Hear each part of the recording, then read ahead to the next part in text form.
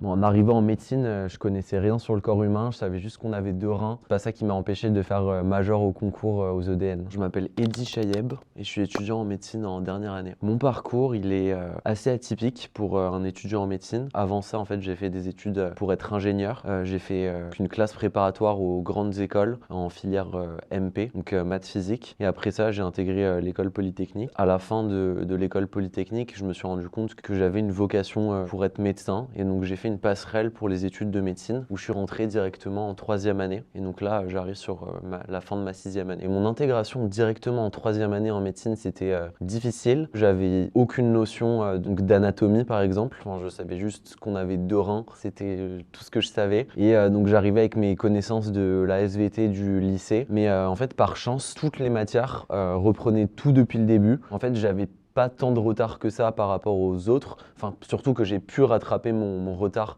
par rapport aux autres parce que les cours vraiment recommencer à zéro. Alors ma préparation des EDN, en fait, c'est basé sur un équilibre entre donc ma vie perso, mes cours, en essayant toujours de faire du sport, bien dormir, sortir, d'avoir beaucoup d'activités à côté de médecine. Les éléments clés pour réussir les EDN, c'est donc une bonne préparation. Donc ça, c'est un travail vraiment qui prend des mois, voire des années. Donc rester le plus constant sur la durée, c'est ça qui est difficile.